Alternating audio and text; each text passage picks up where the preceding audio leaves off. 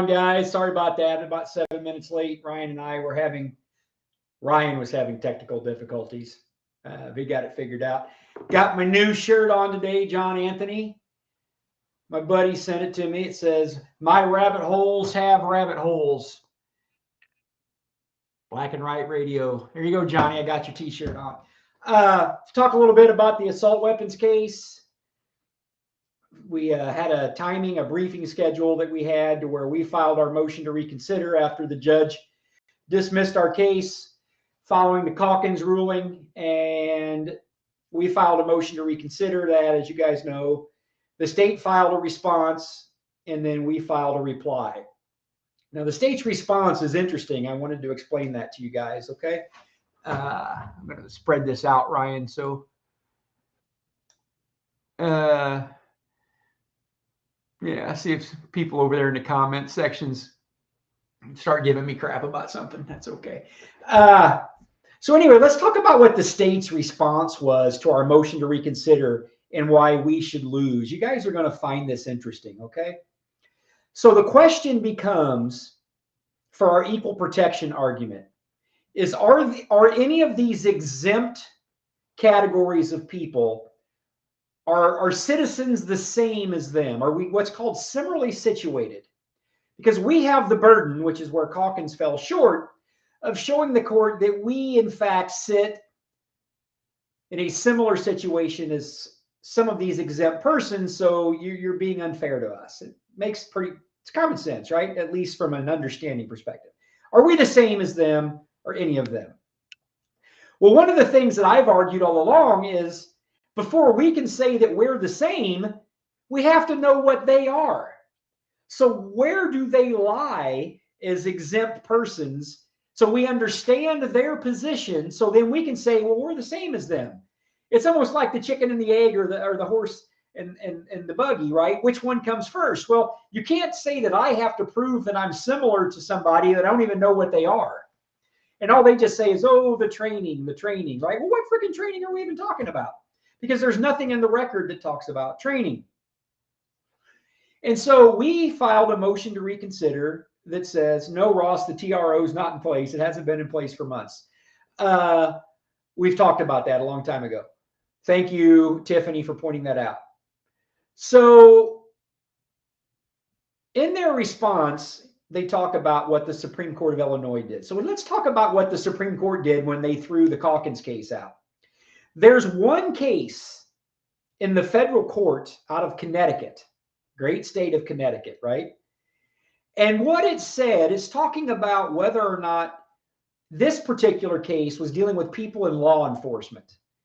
People in law enforcement, are they similar to an everyday citizen?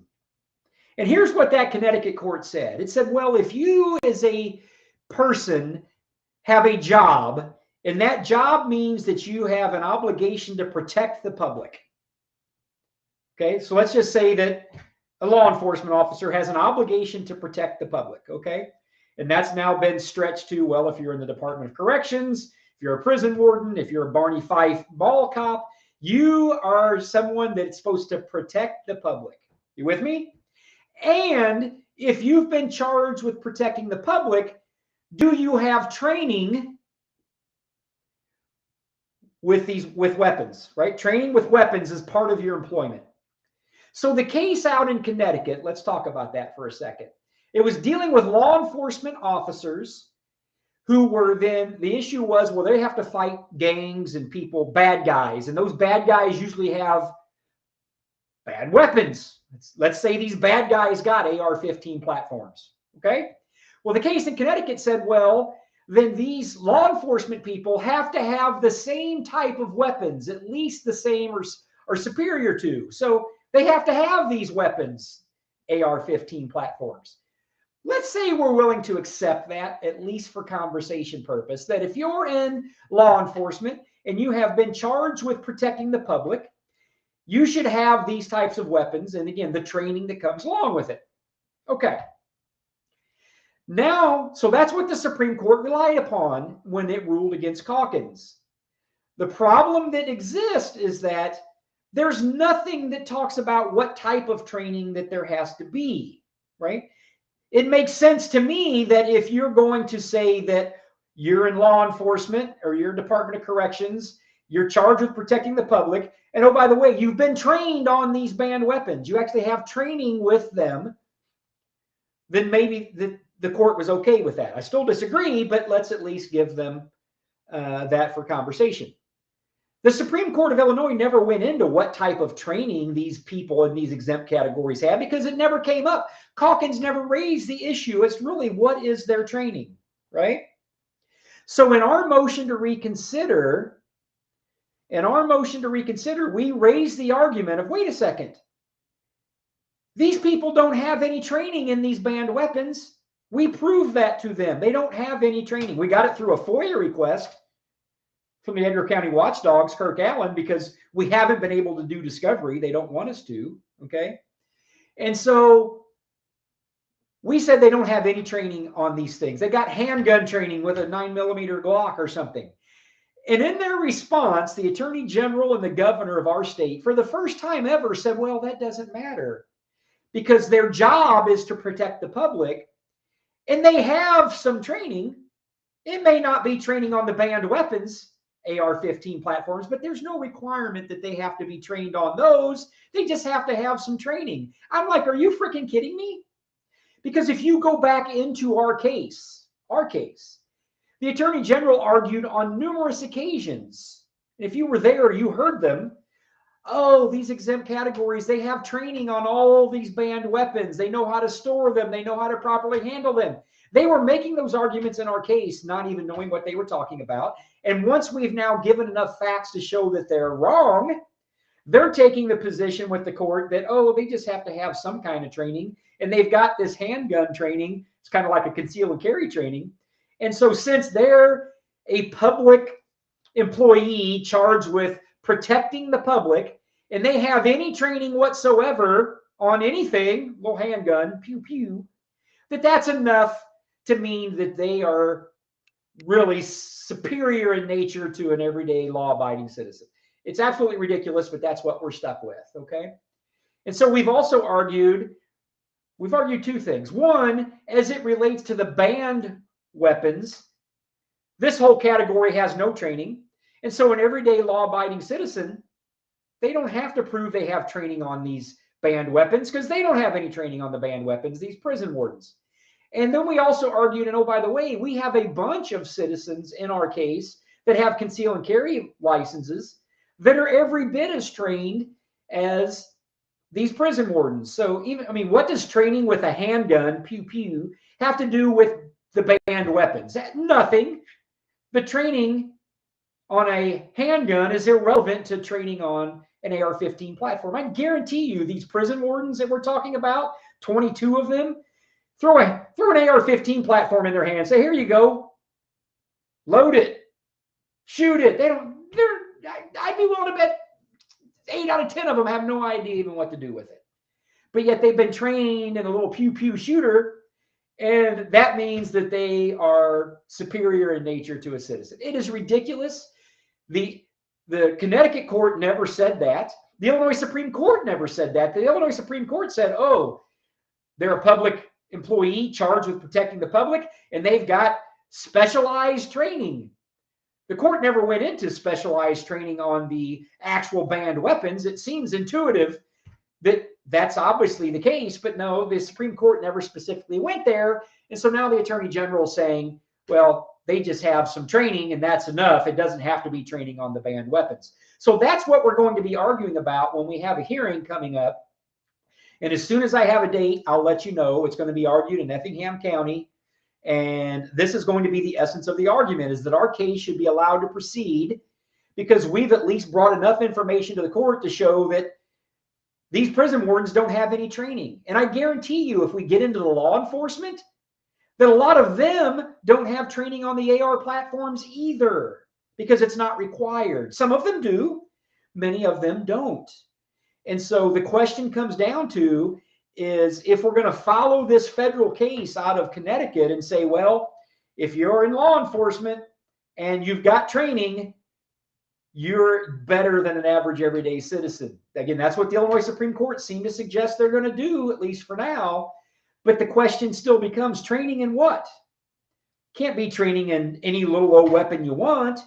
And that means that you can have, how do you have training on a 4-inch barrel, 9mm Glock handgun? That means you can go buy all the AR-15s you want because you happen to be an administrative appointee by the governor. It's the dumbest damn thing I ever heard of in my life. So, but that's what we're dealing with.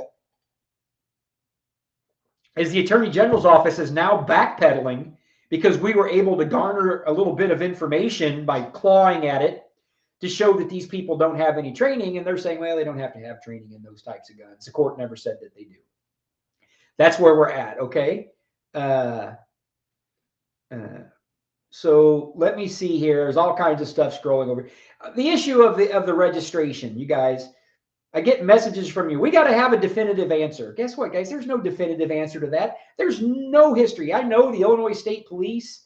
Actually, what the Illinois State Police have said is if you were part of that federal case and you went and bought a weapon in that when the federal injunction was in place, that it's illegal to own it. I don't give a shit what the Illinois State Police says. They're not the court. They don't get to interpret anything. So the weapons that were bought by the people that were part of our TRO, we'll email you guys about that and what my opinion is about that. But ultimately, it's my opinion. It's not based upon any case law that's been entered or any. This is an issue that's very, very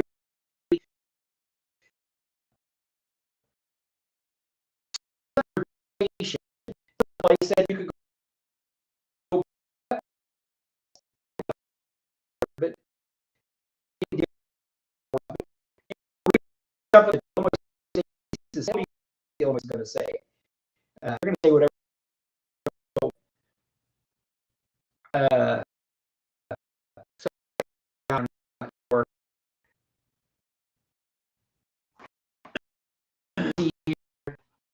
The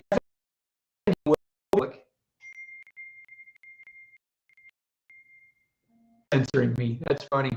I got full signal.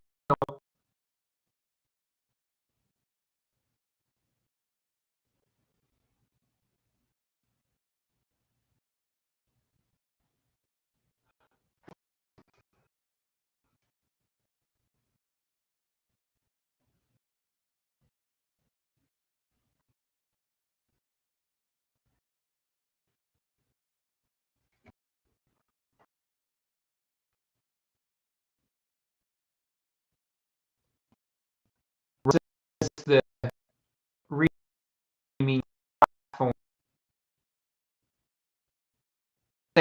Now it's all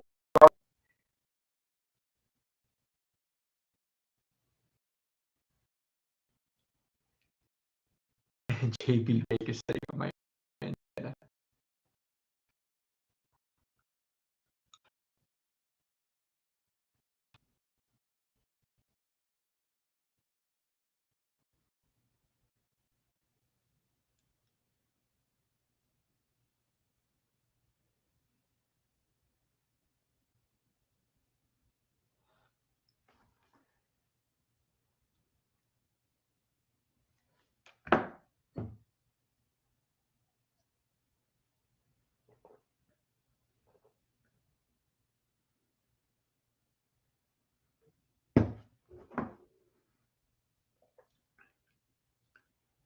Ryan says he can see and hear me. I'm not sure how far behind it is. Can you guys still, like I said, it's perfect on my side. I got full signal and everything. You are back. Okay. Not a million of you, just one or two. Where did you lose me at?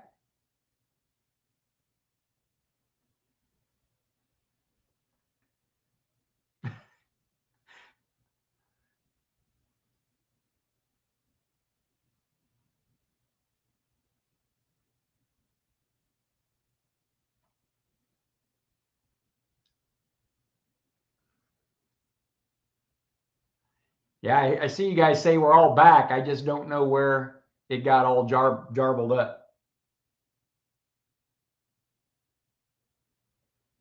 ISP, you're saying ISP. Where we're talking about the registration. Is that kind of where I lost you guys?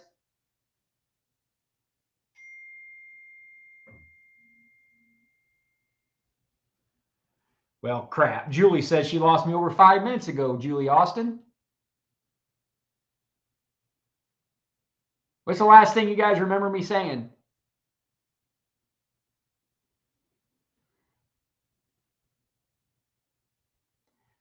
Oh, Frank. Who's that, Frank?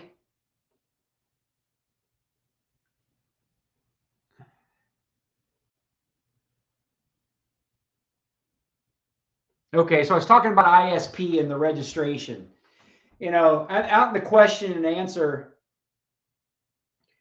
section of the Illinois State Police, what they specifically say is that if anyone bought a weapon during that federal injunction, that's the exact question, the federal injunction that they that gun is illegal. I don't have an opinion about that federal case. And in our case, our individually named plaintiffs, there was actually an injunction that said you weren't bound by that law. And so I stand by that our case that says that you were lawfully authorized. Now that affidavit that they're asking you to sign is trying to say that, well, I own this weapon before January 10th, 2022, which is not true. You didn't own that weapon before then, right? So the affidavit really doesn't apply to you. And you know, I don't know how anyone could sign that affidavit if they purchased a weapon during our injunction period, because it doesn't apply. You know, to say that that weapon was procured illegally, that's a whole nother conversation, because there was a lawful court order that said that you were able to buy that. So we can deal with that on an individual basis with our clients if it comes up, you know. But for people trying to say, well, we need a definitive answer, there is no definitive answer to that question, okay? There's no definitive answer to that question at all. It's brand new. But that affidavit that says I own this weapon before January 10th, it's not true. But your name is individually named on a lawsuit where there was an injunction in place that said that the law banning you to purchase doesn't apply to you. Just keep that and hang on to it, okay? Somebody's like, why would anyone register anyway? That's up to you. I mean, I'm not going to give anybody legal advice on that registry whatsoever.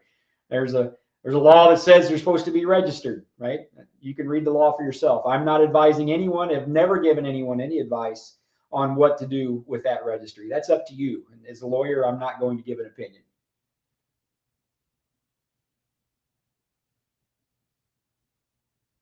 Okay.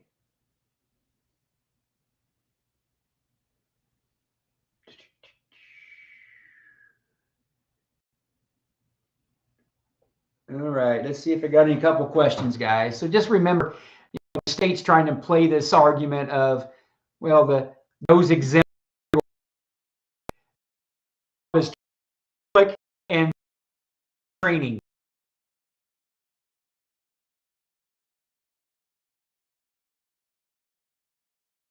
Never been made. See what the courts think about.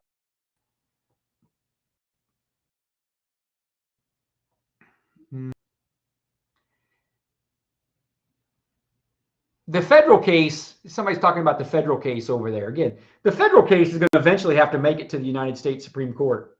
When that's going to happen, I don't know. Oh, somebody asked about my sweatshirt. My rabbit holes have rabbit holes. That's from my buddy John Anthony, blackandwhiteradio.com. If you go to John's website, he's got all these shirts. That's my buddy John's sweatshirt. Clinton, good question on the 3 reading rule. We still have that argument alive in our case, and we'll continue to proceed going forward with the 3 readings rule. The problem we have, Clinton, that's a good question, is can I make it back in front of the Illinois Supreme Court on the 3 readings rule? They don't have to let us in. We would have been in before if our case would have been the one to go to the Supreme Court instead of the Calkins case. When Calkins took his case to the Supreme Court, he didn't even take the 3 readings rule argument with him. He left it off, ridiculously left it off. And 2 of the Supreme Court justices were like, I wish you would have brought that.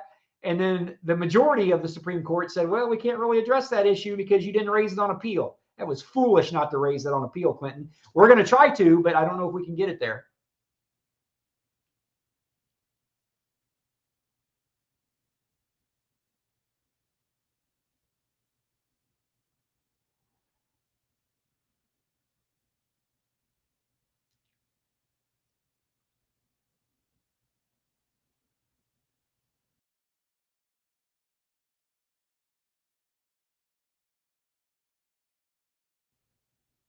there's a hypothetical. Steve says, so when they ban everything for the current protected class, what is our argument going to be then?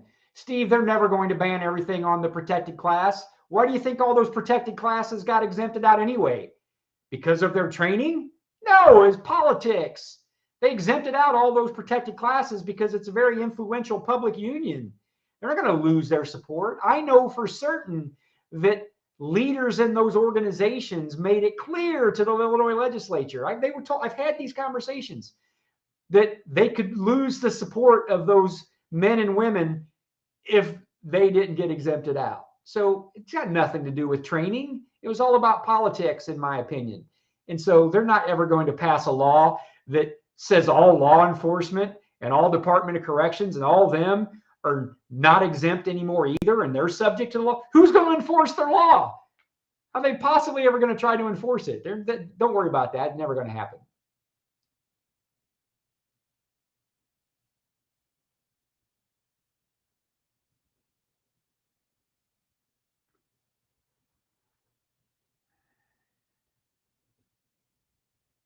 Somebody says, will the vagueness case get traction? It could.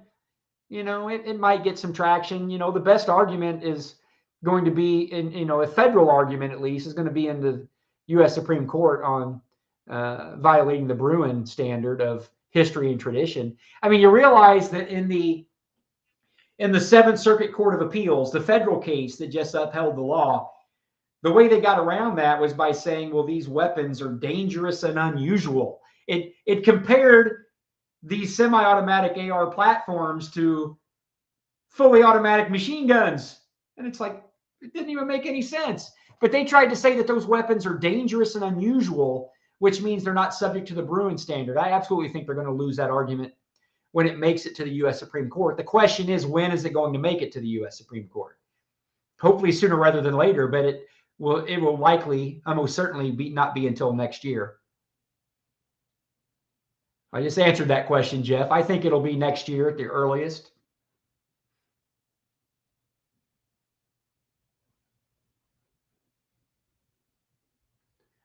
Kathy says about our request to reconsider, Kathy, is with the state court. It's not with the Illinois Supreme Court. It's with the state court. And if they deny our request to reconsider in the state court, then we go to the appellate court in Mount Vernon and so on. So it's not the Supreme Court that hears our request to reconsider. It's the state court.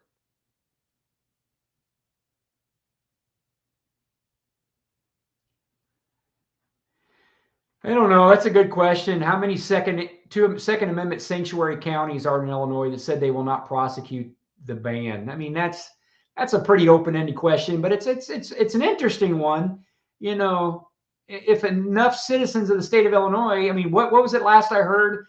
Less than 1% of the 2 million registered gun owners in Illinois have registered any of these weapons that they supposedly have in their possession. I mean, is that number going to grow? I don't know. But what are they going to do?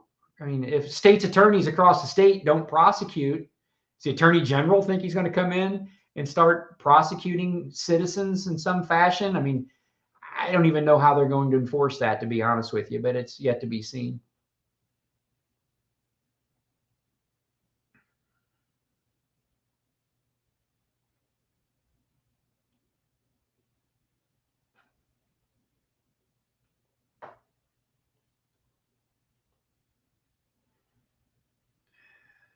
The state needs an enema. State needs the citizens to elect different representatives. That's for certain.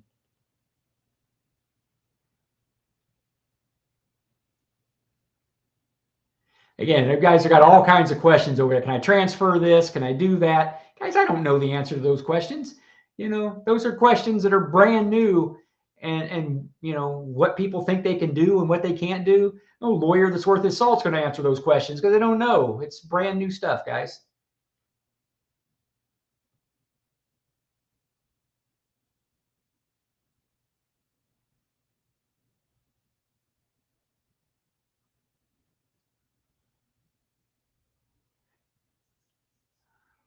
Okay, I register my lightsaber, Vernon says. I don't know, Vernon.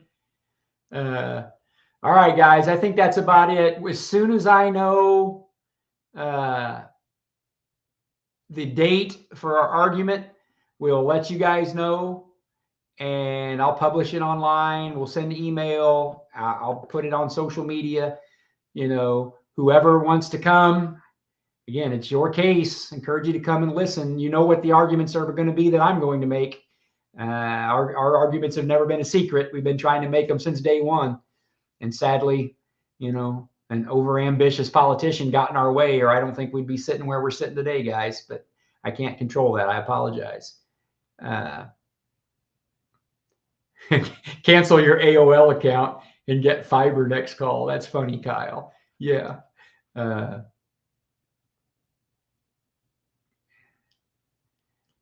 Okay. I think that's about it, guys. I appreciate your time, and have a good night, and I'll talk to you later, okay?